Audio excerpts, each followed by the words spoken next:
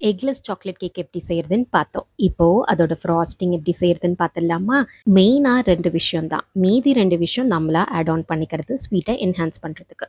முதல்ல whipping cream. Whipping க்ரீமும் சாக்லேட்டும் வந்து 1:1 ரேஷியோவில் எடுத்துக்கணும். ஸோ க்ரீம் வந்து ரொம்ப கொதிக்க விடாமல் கொஞ்சம் நல்லா வார்ம் ஆனதுக்கப்புறம் ஸ்டாப் பண்ணிவிட்டு ஸ்டவ்வை ஸ்டாப் பண்ணிவிட்டு சாக்லேட் சங்க்ஸை ஆட் பண்ணிடுங்க. கூடவே ஒரு டேபிள் ஸ்பூன் பட்டர் ஆட் பண்ணிக்கோங்க. தென் ஒரு teaspoon of vanilla extract add பண்ணிக்கோங்க. இது எல்லாத்தையும் கவர் பண்ணி டிஸ்டர்ப் பண்ணாமல் ஒரு 10 மினிட்ஸ் விட்டுருங்க. 10 மினிட்ஸ்க்கு அப்புறம் எடுத்து நல்லா மிக்ஸ் பண்ணிக்கோங்க. லம்ஸ் எதுவும் இருக்கக்கூடாது. அதாவது இந்த சாக்லேட் சங்க்ஸ் எதுவும் விசிபிளாக தெரியவே கூடாது. ஸோ நல்லா மிக்ஸ் பண்ணிவிட்டு திரும்பவும் கவர் பண்ணி 3 to 4 ஹவர்ஸ் போல் ரூம் டெம்பரேச்சரில் விட்டுருங்க.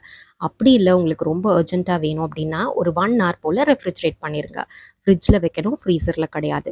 அதுக்கப்புறம் எடுத்து பார்த்தீங்கன்னா நல்லா க்ரீமியாக இருக்கும். ஸோ ஈஸியாக நீங்கள் ஃப்ராஸ்ட் பண்ணிவிட்டு டிசைனும் நீங்கள் அழகாக வந்து டெக்கரேட் பண்ணிக்கலாம்.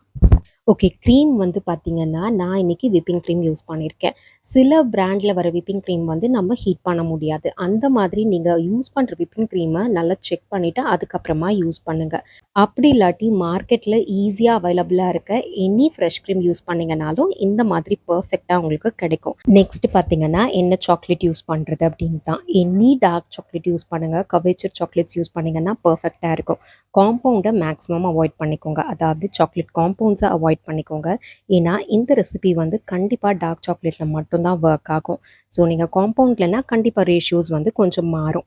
இந்த எக்லெஸ் கேக் ரெசிபி வந்து இன்னொரு ரீலில் போஸ்ட் பண்ணியிருக்கேன். நீங்கள் பார்க்கலனா அதையும் செக் பண்ணிக்கோங்க.